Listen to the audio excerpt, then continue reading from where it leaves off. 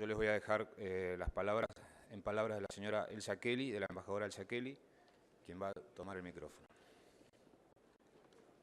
Bueno, buenos días a todos. Quiero agradecer la invitación de la institución Maesar por permitirme dirigirles la palabra sobre un tema tan complejo como es el de cambio climático. Sé que tengo poco tiempo, así que voy a tratar de ser lo más breve posible.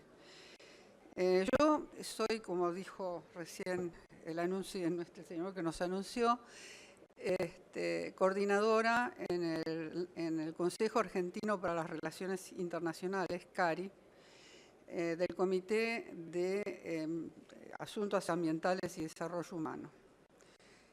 Nosotros hemos venido siguiendo el tema de cambio climático desde hace varios años, es decir, con muchas frustraciones porque las distintas conferencias de las partes no parecían llegar a entendimientos claros, lo que generaba en nosotros un poco de angustia en el sentido de que no se sabía para qué lado, cuál era la dirección que iba a tomar todas estas negociaciones.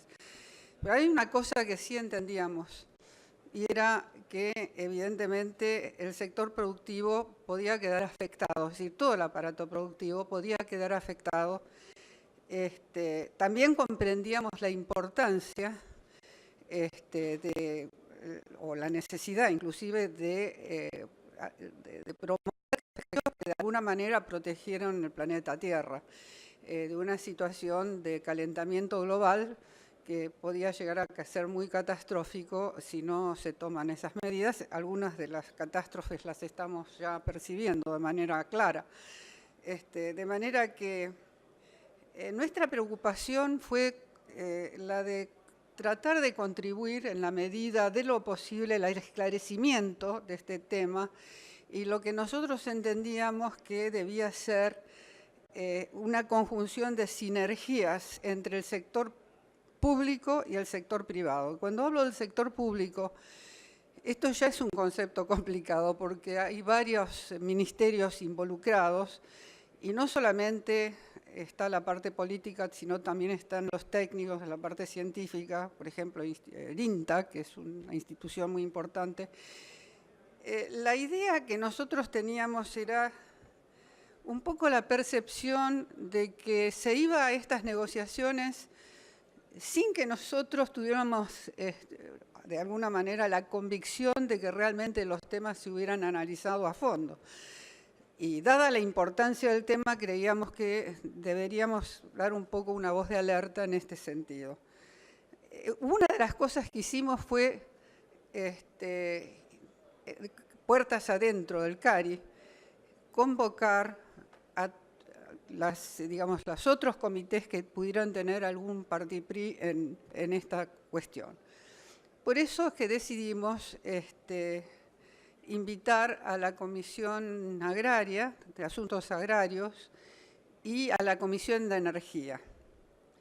Por supuesto que hay otra pata que es la de Industria, porque nosotros no tenemos todavía en el CARI un comité de industria, de manera que por ahora nos hemos limitado a unas reuniones conjuntas de estos tres comités.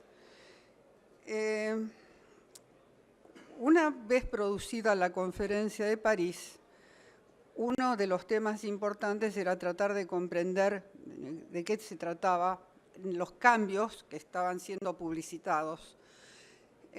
Ustedes recordarán que la Convención Marco de Cambio Climático establecía obligaciones para los países desarrollados de limitar las emisiones, no solamente de carbono, sino de gases de efecto invernadero, son varios, a ciertos niveles, y evidentemente también la constatación de que no se había llegado a cumplir con todas esas metas.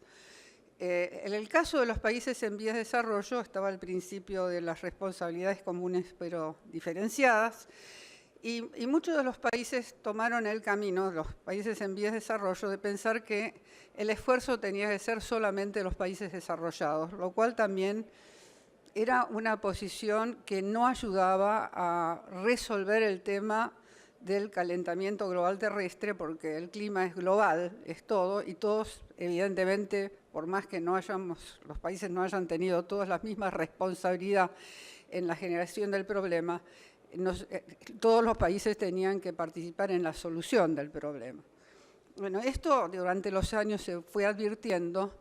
Se fue advirtiendo también que los compromisos obligatorios no se cumplían y que, digamos, había muchos problemas de contradicciones entre los distintos países que tendrían que hacer el esfuerzo. Algunos de ellos lo hacían, otros no tanto, hasta que se llega a la Conferencia de París. Y la diferencia del instrumento, que es un instrumento complejo, porque no se trata solamente del Acuerdo de París que hay que mirar, sino también de la Decisión 1, que complementa, digamos, el texto del Acuerdo de París.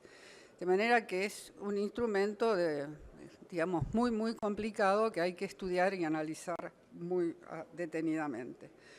Ahora, se fija en el Acuerdo de París un objetivo, que es el objetivo principal. Me gustaría leerles lo que dice el artículo 2 del Acuerdo de París para que ustedes tengan idea de qué se trata, que es mantener el aumento de la temperatura media mundial muy por debajo de los 2 grados centígrados con respecto a los niveles preindustriales y proseguir los esfuerzos para limitar ese aumento de la temperatura a 1,5 grados centígrados con respecto a los niveles preindustriales, reconociendo que ello reduciría considerablemente los riesgos y los efectos del cambio climático.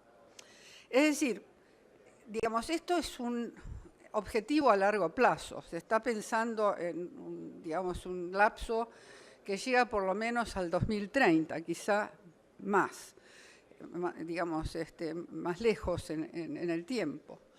Pero digamos, el Acuerdo de París establece mecanismos diferentes a los que están establecidos. La Convención Marco de Naciones Unidas sobre el Cambio Climático se mantiene vigente, como el Protocolo de Kioto.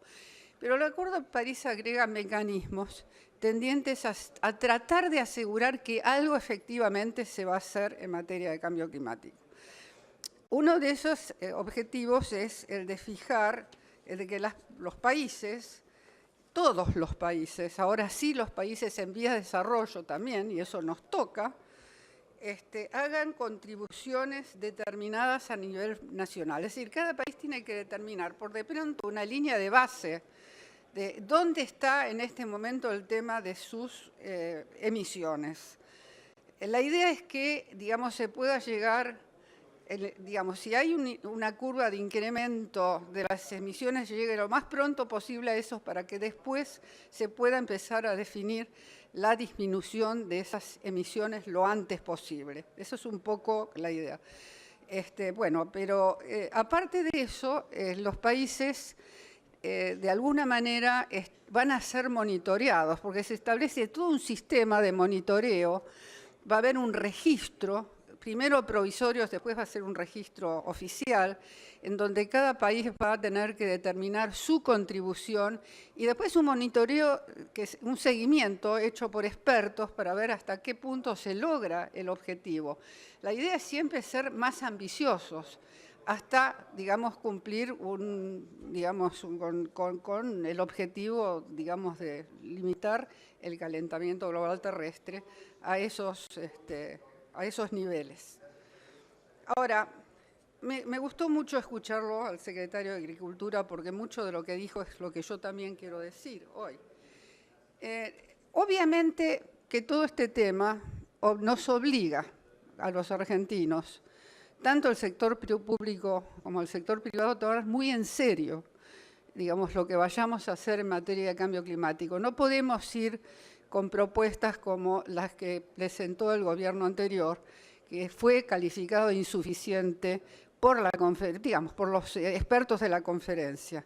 Por eso, una de las preocupaciones que nosotros teníamos era tratar de ir a París con una posición un poco más positiva de la que se había logrado, porque en realidad la propuesta nuestra no significaba la reducción de las emisiones, sino simplemente una curva de aumento. De manera que la importancia de que la Argentina de alguna manera forme parte del grupo de los países que contribuyan a reducir las emisiones es importante. Es importante por nuestra situación internacional, porque nosotros somos productores, pero principalmente exportadores de materias primas, que tienen que ver, digamos, con este tema, porque dado que el sector agrario es contaminante al igual que los otros sectores. Lo bueno del Acuerdo de París y de su decisión es que le da amplitud a los países a definir a dónde se va a hacer el esfuerzo. Eso es muy importante también para el sector agrario, pero es muy importante también que el sector público y el sector privado, todas las patas de esta cuestión, es decir, el sector agrario, el sector energético, el industrial y demás, junten sinergias y lleguen a propuestas, digamos, que sean racionales, que se puedan presentar a nivel internacional y nos dejen en una situación, digamos, de paridad con otros países que están haciendo esos esfuerzos. Y sobre todo, es muy, muy importante que haya un seguimiento de estas negociaciones que sea prolijo. Es decir, no podemos desentendernos de ninguno de los capítulos de lo que implica digamos, las negociaciones que de aquí en más se vayan a desarrollar en el campo internacional en materia de cambio climático, porque puede afectar realmente nuestra posición de país exportador. Y esto se va a dar no solamente en las conferencias de las partes de cambio climático, eso se va a dar en el Organismo Mundial de Comercio, se va a dar en la FAO, se va a dar en varios organismos al mismo tiempo, de manera que esto implica un esfuerzo de seguimiento importante. Esto también lo dijo el secretario de Agricultura, el ingeniero Negri, recién.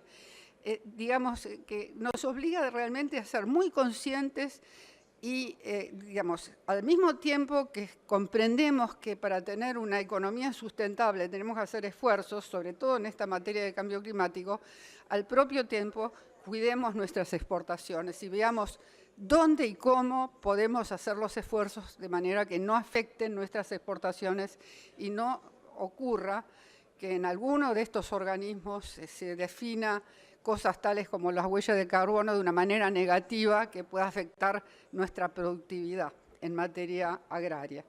Bueno, esto es en muy resumidas cuentas lo que yo quería decirles y bueno, estoy a disposición para responder preguntas. Muchísimas gracias.